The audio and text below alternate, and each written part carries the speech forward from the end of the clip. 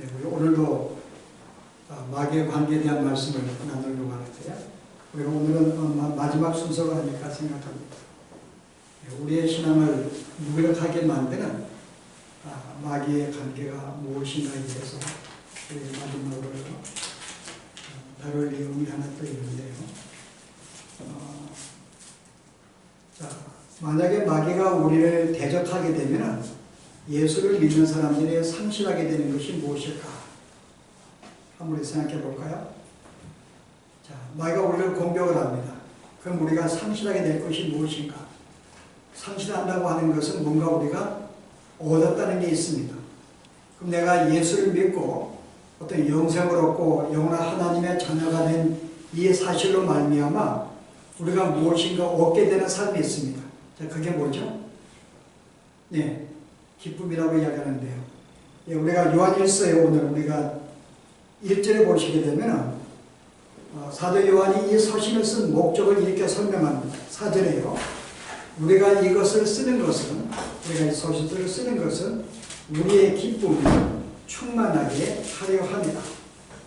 사실 바울이 그 교회 편지를 쓰는 한 가지의 목적은 성도들로 하여금 계속적인 끊임없는 기쁨의 삶을 살게 하기 위해서 이 서신을 쓰고 있다고 말합니다. 그래서 바울은 우리에게 또 다른 우리가 서신에서도 너희는 항상 기뻐하라 범사에 감사로 공연합니다. 바로 왜냐하면 이것이 성도의 새로운 삶이고 우리가 예수를 믿게 되면서 우리가 얻게 되는 삶의 특징입니다. 감격이 있고 기쁨이 있고 행복이 있는 삶. 그럼에도 불구하고 성도들이 실제 우리에게 이런 삶을 우리가 누리고 있는가? 내가 정말 날마다 기뻐하고 감격에 차고 행복하고 즐거운 삶을 내가 살아가고 있는가라고 볼 때에는 실은 그렇지가 않습니다. 그 이유가 무엇일까요? 사탄이 우리를 공격하기 때문에 그렇죠. 그래서 우리의 이 기쁨을 상실하게 만듭니다. 우리의 감격을 빼앗고 우리로 하여금 행복한 삶을 살지 못하게 만들어요. 마땅히 하나님의 자녀가 누려야 될 이 축복을 누리지 못하며 살게 만듭니다. 그러면 사탄이 우리로 하여금 무엇을 통해서 우리의 기쁨을 뺏어갈까요? 어떤 우리의 즐거움, 우리의 행복을. 물론 많은 요소가 있지만 그 중에 여러분이 이 삶 속에 내가 기쁨을 누리지 못하는 요소가 무엇이 있을까요? 우리가 많은 요소 가운데서 그 중에 하나는 구원의 확신을 갖지 못하게 함으로써 기쁨을 뺏어갑니다. 내가 지금 하나님의 자녀가 되었고 완전히 구원받은 사실을 내가 인식한다면, 분명히 확신한다면 내 삶에 기쁠 수밖에 없어요. 그게 자랑스럽고 즐겁습니다. 그러나 마음속에 어떤 그런 것이 확신이 없을 때 내가 구원을 받았나? 아직 받지 못했다는 이 사실이 나로 하여금 기쁨을 주지 못하죠.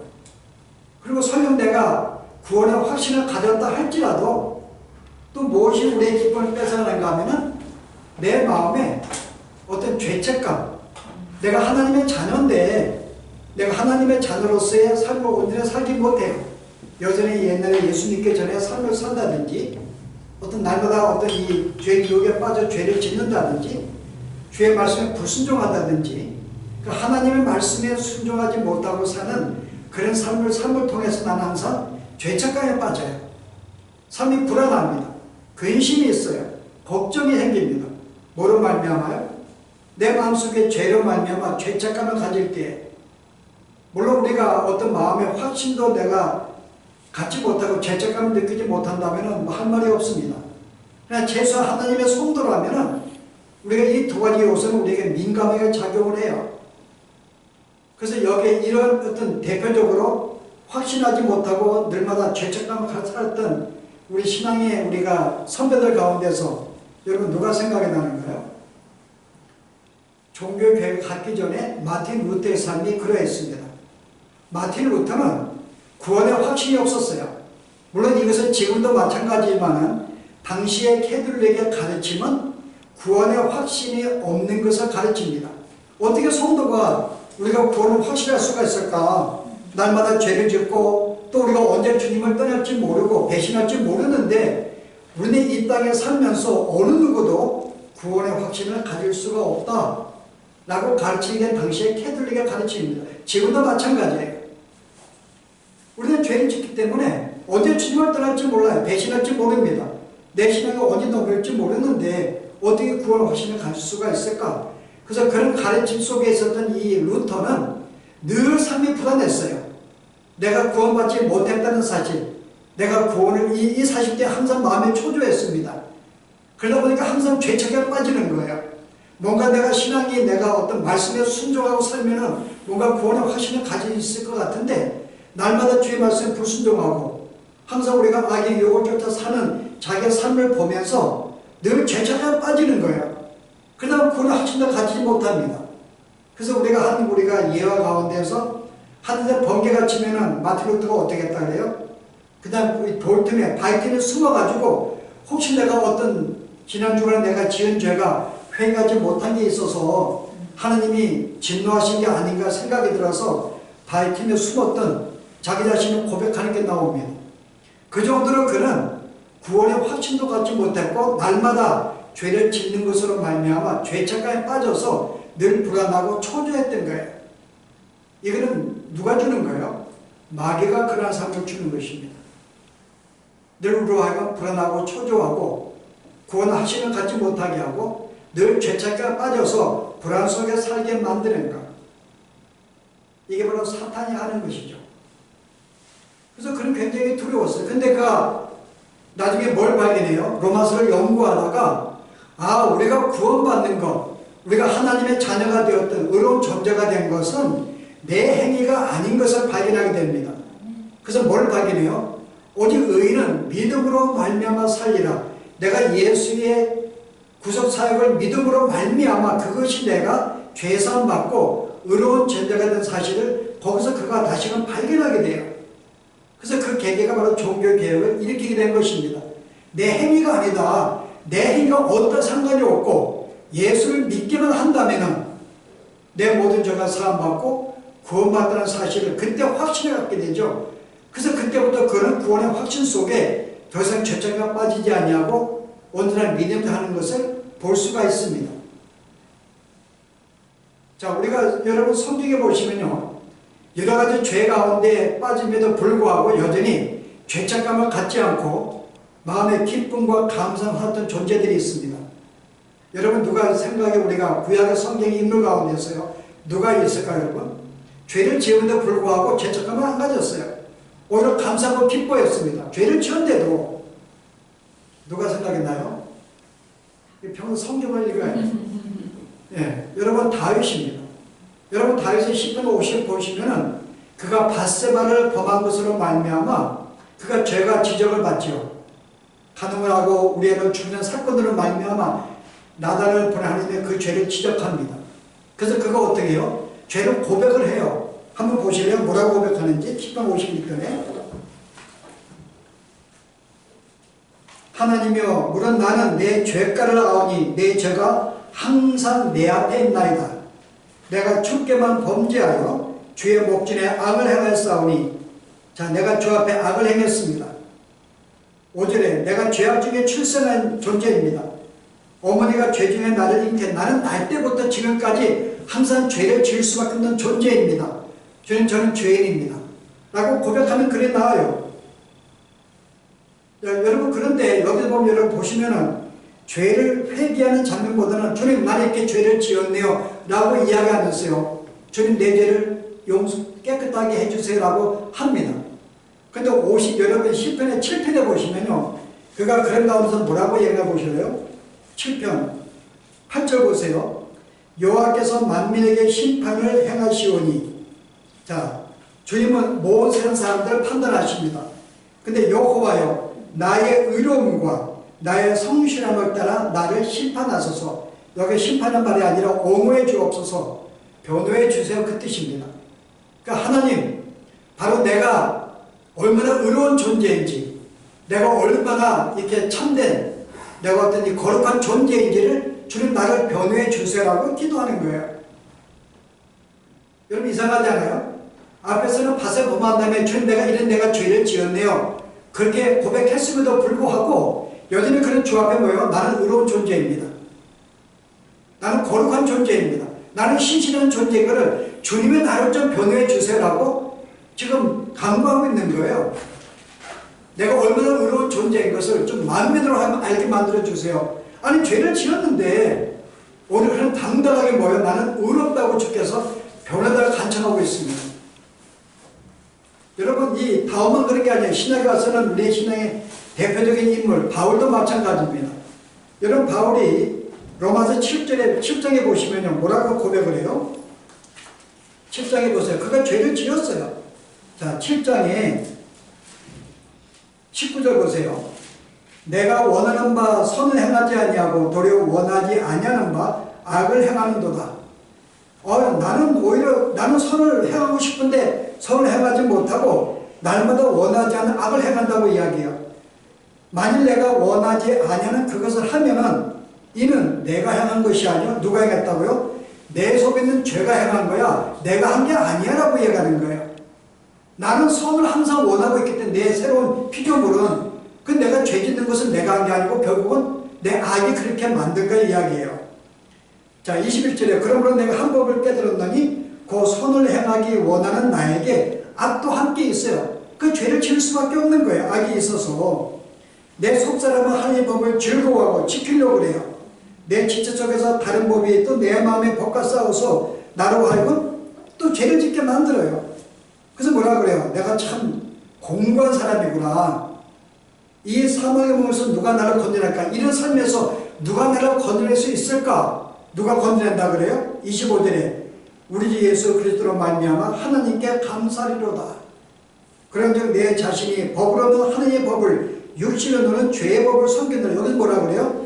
내가 이런 삶을 삶에도 불구하고 우리 주 예수 그리스도의 나를 구원한 그 사실로 말미암아 하나님께 감사한다는 거예요.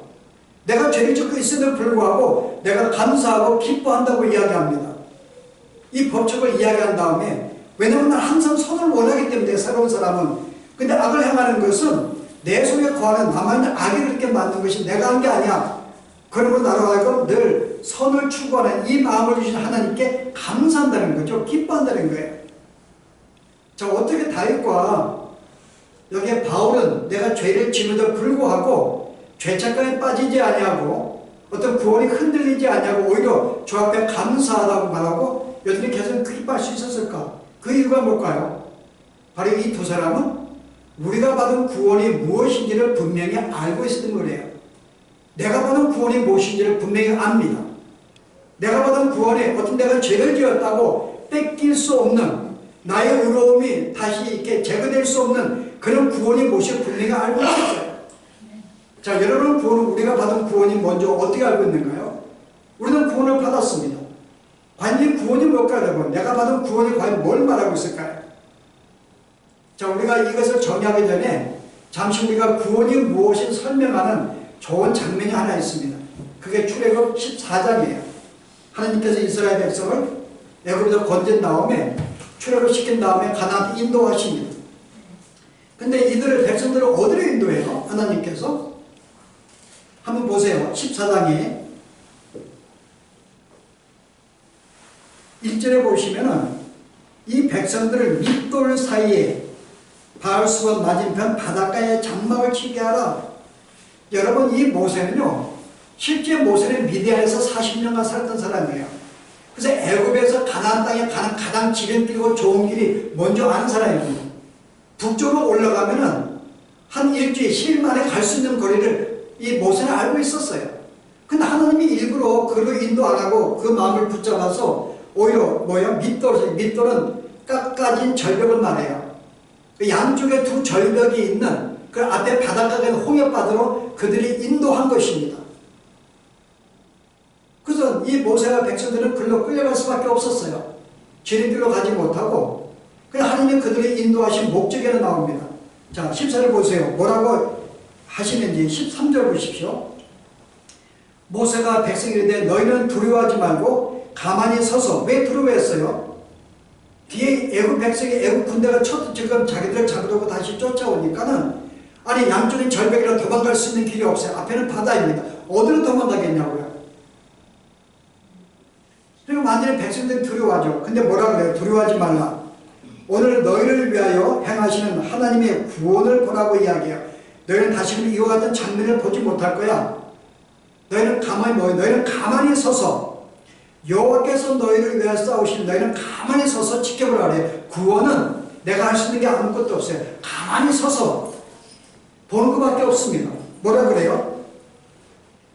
그래서 모세가 이제 16절에 지팡이를 들고 손에 바다 위로 내밀매 그것이 갈라지게 하라. 그래서 이제 모세가 지팡이를 바다에 내밀었어요. 근데 바닷물이 갈라졌는가요? 여러분 갈라진 거 아니에요 여러분. 지팡이 내밀어가지고 당장 바닷물에 갈라진 게 아닙니다. 자, 어떻게 바닷물이 갈라져요? 자, 21절에 모세가 바다 위로 손을 내밀매 여호와께서 큰 동풍이 밤새도록 바닷물을 물러가게 하니 물이 갈라져 바다가 마른 땅이 된지라. 이스라엘 자손이 바다 가운데로 육지를 걸어가고 물은 그들의 좌우에 벽이 되니. 자, 여기서 밤새도록 물어가는 것은 뭐예요? 지팡이가 아니에요. 내민 순간에 여호와께서 큰 동풍이 밤새도록 올 밤새 동풍이 불어가지고 바닷물이 조금씩 갈라지기 시작합니다. 여기는 동풍이에요 여러분. 동풍이 밤새 불었어요. 아니 그냥 지팡이 내리면 갈라지게 하면 되는데 왜 동풍을 불게 만들었을까요? 밤새도록. 여기에 동풍은 여러분 뭘 상징할까요? 왜 하나님이 동풍을 불게 만들었을까? 보실래요? 동풍이 뭘 상징하는지요? 여러분 먼저 예레미야 보십시다. 18장에 보시면은 17절에 내가 그들의 원수 앞에서 흩어버리기를 동풍으로 함같이 할 것이며. 이스라엘 백성을 괴롭히는 적들을 물리치기 위해서 하나님이 저들에게 공격하시는데 그들에게 동풍으로 함같이 하겠다고 이야기합니다. 여기 동풍이 소개돼요. 하나만 더 볼까요 여러분? 에스겔서입니다. 19장에 보시면 또 하나님이 분노 중에 뽑혀서 땅에 던짐을 당하며 그 열매는 동풍에 마르고 그 강한 가지는 꺾이고 여기 동풍을 불어서 그 모든 걸 죽어버리게 만듭니다. 여기에 동풍, 우리가 이 선지서에 보게 되면 동풍은 하나님의 저주를 상징해요.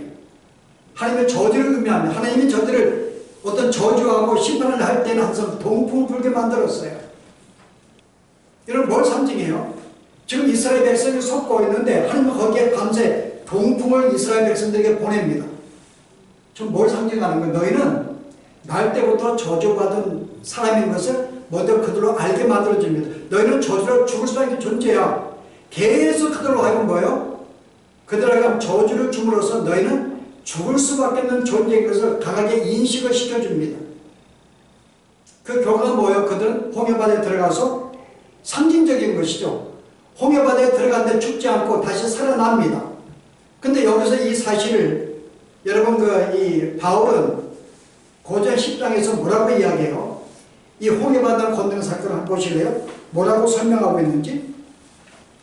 고전 10장을 보시기 바랍니다. 1절 형제들아 나는 너희가 알지 못하기를 원하지 않았느니 우리 조상들이 다 구름 아래에 있고 바다 가운데로 지나며. 자, 이스라엘 백성이 바다만 지났는데요. 모세에게 속하여 다 구름과 바다에서 세례를 받고. 자, 이 광경을 뭐라고 설명해요? 자, 저들이 바다를 건너갔는데 홍해바다를 모세에게 속해서 모세 안에 집어넣었습니다. 그래서 그들로 하여금 뭐예요? 그 안에 지나가게 만들어서 결국 이것은 세례를 받겠다고 이야기합니다. 자, 세례의 뜻은 뭘까요? 세례는 내가 물속에 들어가서 내 옛사람은 죽고 그 다음에 다시 내가 일어남으로써 다시 살아남을 증거합니다. 이게 세례금이에요. 내가 세례를 받을 때는 나의 모든 옛사람은 죽었습니다. 더 이상 나는 옛사람은 없습니다. 나 이제 새로운 존재입니다. 누구로 말미암아? 내가 예수 안에 던져져서 내가 그가 십자가에 죽을 때 나도 함께 죽은 존재로 만들어집니다. 여러분 그게 로마서에 있는 말씀이에요. 6장 2절 3절 보실래요? 무릇 그리스도 예수와 합하여 세례를 받은 우리는 그의 죽으심과 합하여 세례를 받은 줄을 알지 못하느냐? 내가 세례 받는 것은 예수님이 혼자 십자가에 죽는 것이 아니라 내가 그 안에 던져져서 그가 죽는 것은 곧 나의 죽음도 의미하는 것입니다. 이게 세례예요 여러분. 바로 홍해바다 사건이 그런 사건이죠. 자, 이게 밤새도록 동풍이 불어서 너희는 하나님의 저주받은 백성이야. 그러므로 이제 물속에 들어가 그들은 죽습니다. 근데 하나님의 은혜로 어떻게 해요? 누가 예수 안에 던져졌기 때문에 다시금 그가 부활하심으로 말미암아 나도 부활한 자가 된 것을 만들어 주신 거예요. 바로 이게 여러분 뭐예요? 이게 출애굽 사건입니다. 그 출애굽 사건은 우리가 구원인데 우리의 구원은 우리가 할 수 있는 게 아무것도 없어요. 어떻게 해요? 하나님의 나를 모세 안에 던져 넣으셔서 나를 그럼 옛사람은 죽게 만들고 새롭게 탄생하게 만든 게 이게 홍해변 사건인데 바로 그리스도 사역에 그와 같이 마찬가지입니다. 우리를 누구 안에 던졌어요? 내가 예수님 안에 우리를 던져버린 세상에 많은 사람들이 있는데 그 가운데 일부를 예수님 안에 던져 넣으신 거예요. 그래서 그와 함께 그가 십자가 죽을 때 나도 옛사람은 죄값 죽게 만들었고 다시는 그의 부활로 말미암아 나를 새로운 존재로 만들어 주었다 그 말입니다. 그래서 우리는 옛사람은 죽었어요. 우리는 새로운 존재들입니다. 이게 바로 구원이에요, 여러분. 그러면 여러분이 구원에 대해서 우리가 이런 질문을 가질 수가 있어요. 그럼 꼭 죽여야 되는가? 내가 죄를 지으면은 지금 나 용서해 주세요라고 한 일주일간 울고불고 내가 통곡하고 회개하면은 용서가 있지 않을까? 여러분 어때요? 여러분 죄를 지었는데요. 내가 한 달 동안 아무것도 안 먹고 내가 밤새 눈물로 기도했습니다. 용서해 달라고요. 용서해 주실까요? 그 용서에 근거가 안 됩니다. 여러분이 보름을 한들, 한 달에 1일을 한들 내가 이 정도 회개했으니 나는 용서받을 자격이 있으라고 말할 수 있는 게 아니에요. 죄를 지었다 할지라도 용서는 그거 되지 않습니다. 여러분 어떤 선행을 해도 어떤 반성을 해도 회개한다고 용서받을 조건을 갖는 게 아니에요. 자, 언제 용서를 받아요? 죄의 삭은 사망이니 내가 죄를 지었으면 죽어야지만이 사함받을 수가 있습니다. 죽지 않고 내가 용서를 구한다고 여러분이 회개한다고 용서받을 수 있는 게 아니라 죽어야 되는 거예요. 죽으면 끝나게 됩니다. 바로 이 사건이죠. 내가 예수와 함께 내가 죄값을 내가 받았습니다. 그래서 내가 죄값을 받아서 완전 내가 죽은 상태가 된 거예요. 나는 더 이상 이런 죄값을 받을 필요가 없죠. 새로운 존재는 죄와 상관이 없습니다. 그래서 우리를 죽이신 거죠. 그리스도와 함께. 그러면 우리가 계속 죄를 좀 끊는 건 뭔데? 여러분 상관이 없어요. 여러분. 이미 여러분은 내가 죽는 순간에 죽기 전에 율법이 나로 하여금 너는 죄인이라고 이야기했는데 예수 믿는 사람이 뭐예요? 더 이상 율법은 나와 상관이 없는 존재를 만들어줬습니다. 나에게 뭔가 요구하지 않아요. 성경은요. 너 이렇게 해. 아니면 죽을 거야. 예수님이 오신 다음에 우리에게 믿는 성도에게 새로운 피조물에게는 나에게 계명을 주지 않았어요. 이 계명이 나로 하여금 너 죄인이야. 의인을 만들지 않습니다. 그냥 마땅한 성도가 지켜야 하나의 요소를 준 거지 네가 그걸 지키면 살아나고 네가 안 지키면 죽을 거야. 그런 계명을 주신 게 아니에요. 그래서 우리가 로마서에 보시면 갈라디아서 여러분 뭐라고 이야기해요? 갈라디아 1장에 보실까요? 2장이요. 19절 보세요. 내가 율법으로는 말미암아 율법에 대하여 죽었나니 이는 하느님께 대하여 살려 합니다. 지금 바울은 우리가 율법으로 말미암아 내가 율법이 나를 정죄했고 내가 결과는 내가 죽임을 당해서 이미 우리는 뭐예요? 너는 율법을 통해서 정죄를 받았고 이미 너는 죽었어. 자, 죽으면 어떻게 돼요? 더 이상 우리가 옛 신랑과 관계가 없습니다. 내가 옛 남자와 결혼을 했는데 그 남자가 나에게 많은 계명들을 요구하는 거예요. 너 이렇게 하면 너 안 하면 너 벌 받을 거야.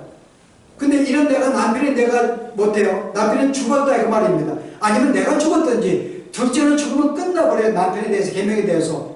이제 새로운 내가 사람이 되었습니다. 새로운 신랑을 만났어요. 근데 그 신랑은 나에게 아무것도 요구 안 합니다. 나를 사랑해 주는 거예요. 요거 아무것도 안 해요. 내가 밥을 늦게 해도 내가 늦잠을 자도 나에게 아무것도 내 죄라고 이야기하지 않습니다. 바로 우리의 구원이 그런 상태라는 거죠. 예수를 믿게 되면은 이미 여러분들은 나를 정죄할 수 있는 게 아무것도 없어요. 이미 우리는 옛사람은 죽어 우리는 새로운 존재이기 때문에 그 여러분이 무엇을 한다 할지라도 여러분은 가만 상관이 없습니다. 좀 이상한가요 여러분? 그럼 내가 예수를 믿는다면 계속 내가 죄를 짓는데 그건 내가 말하고 있는 죄죠.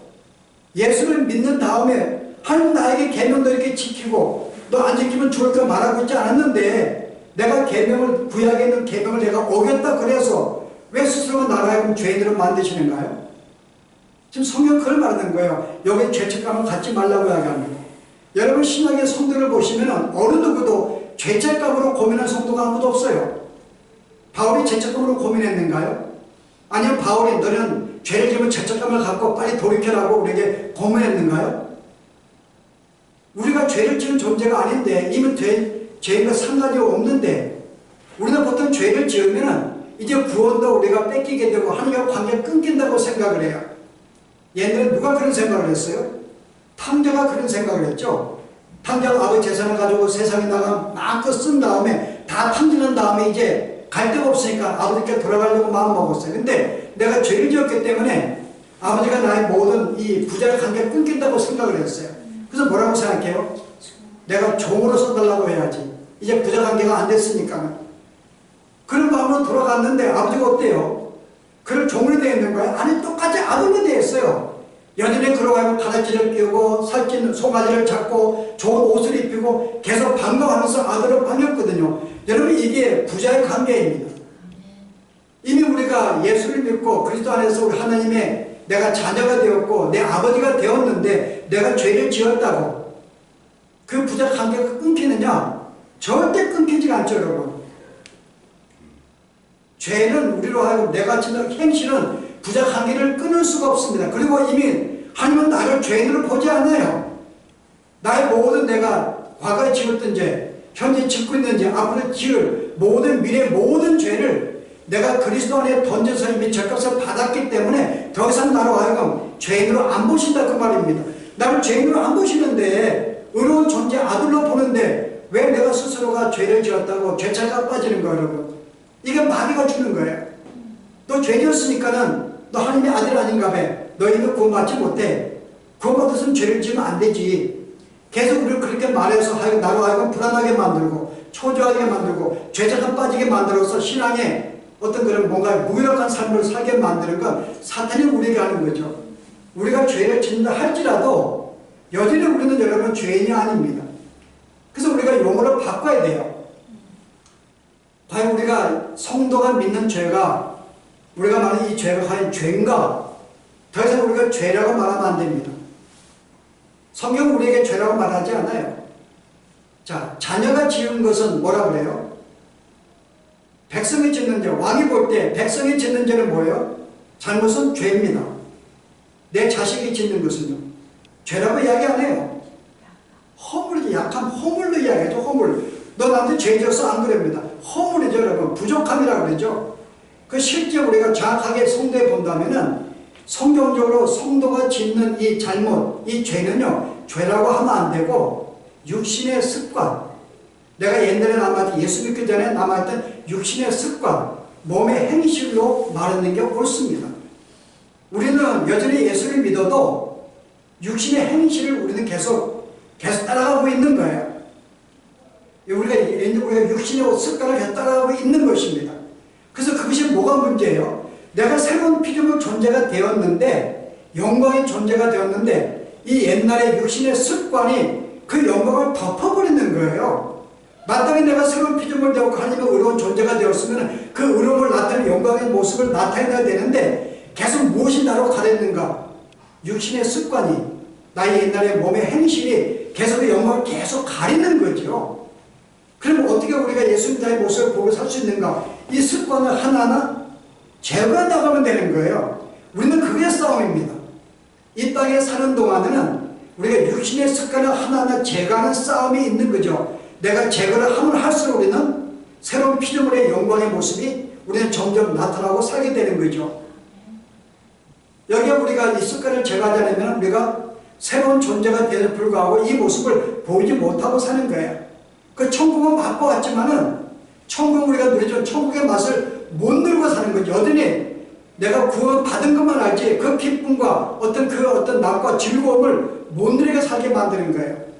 그러나 이 몸의 습관을 하나하나 버리면서 우리는 영광도 맛보고 새로운 존재를 드러낼 수 있고 기쁨을 누리면서 살 수가 있는 것이죠.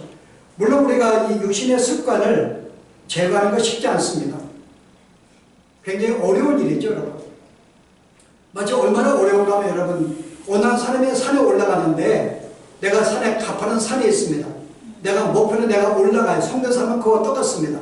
내가 쭉 올라가는데 한참 올라가다가 갑자기 조금 이게 발이 약해서 실수로 또 좀 미끄러져요. 그럼 한 5m 미끄러질 수가 있어요. 여러분 이게 죄인가요, 여러분? 내가 미끄러지면 이 사람은 내가 조금 뭐가 좀 실수해서 다시 또 올라갑니다, 여러분. 그리고 이전에 가지고 내가 더 올라가 예를 쓰죠. 또 내가 미끄러질 수가 있어요. 근데 우리는 땅에 내려가지 않습니다. 우리는 그런 존재가 아니고 이미 목표에 나아가는 존재이기 때문에 우리는 미끄러져도 다시금 그 이상으로 계속 올라가고 또 미끄러지고 올라가고 그게 우리의 신앙의 상태죠. 미끄러진다 그래서 우리가 거기 낙심하거나 난 더 이상 하나님의 자녀가 아닌가 하면 그건 전혀 무관한 문제입니다. 미끄러질 수가 있는 거죠. 근데 우리는 거기에 포기하면 또 올라가죠. 계속 목표가 있으니까 또 우리는 올라갑니다. 그러나 미끄러지는 것이 우리가 쉽게 안 미끄러질 수가 없는 거예요. 연약이 약하기 때문에. 여기 부족하는데 계속 우리는 미끄러지죠, 여러분. 근데 우리가 든든하게 올라갈 수 있는 방법이 있습니다. 그게 신앙의 훈련이죠. 몸을 튼튼하게 만들면 되는 거죠. 자, 하나 보시죠, 여러분. 빌립보에서 바울이 이렇게 우리가 고민하는데요. 어떻게 우리가 미끄러지지 않냐고 계속 우리가 어떤 이 육신의 습관을 하나하나 제거하면서 우리가 믿는 자의 어떤 이 낙과 즐거움을 함께 들어 살 수 있는가. 자, 27절 보세요. 오직 너희는 그리스도의 복음에 합당하게 생활하라. 자, 너희가 복음에 예수 믿는 자로서 이 예수 믿는 신앙생활에 합당하게 어울리게 살라고 이야기를 해요. 근데 그 다음에 이 방법을 뭐라고 소개해요? 이는 내가 너에게 가거나 떠나 있으나 너희가 한 마음으로 서서 한 뜻으로 복음의 신앙을 위하여 협력하는 것과 자, 합당하게 생활하는 한 가지 여기서 그거를 이유를 설명하죠. 한 마음으로 서서 자, 이 단어가 뭘 생각이 나요? 출애굽기 14장을 연상을 시킵니다. 너희는 한 마음으로 서서 하나님의 너희를 위하여 어떻게 구원을 베푸시는 너희는 하면서 보라고 이야기합니다. 그래서 우리가 어떤 구원의 확신을 가지고 좌절치 않는 한 가지 분명한 것은 뭐예요? 내가 받은 구원이 무엇인지를 분명히 확신하는 것입니다. 어떻게 내가 구원받았는지, 어떻게 내가 옛사람이 죽고 새로운 그리스도 안에서 내가 새로운 존재가 되었는지를 분명히 내가 서서 다시 한번 상기하고 분명히 그것을 바라보게 될 때, 내가 구원을 확신하게 될 때에는 우리는 흔들리지 않냐는 것이죠. 그래서 우리가 이 땅에서 하나님의 백성으로 든든히 살 수 있는 방법은 우리가 내가 받은 구원이 무엇인지를 분명히 확신할 때입니다. 확신을 해야 돼요. 그럼 확신으로 끝나면 안 됩니다. 하나님의 나를 위해서 당신의 생명을 주고 나를 살다는 이 사실은 또 나로 하여금 더 이 모든 연약감을 벗어나게 만드는 귀한 요소입니다. 한 가지 여러분 예를 들면요.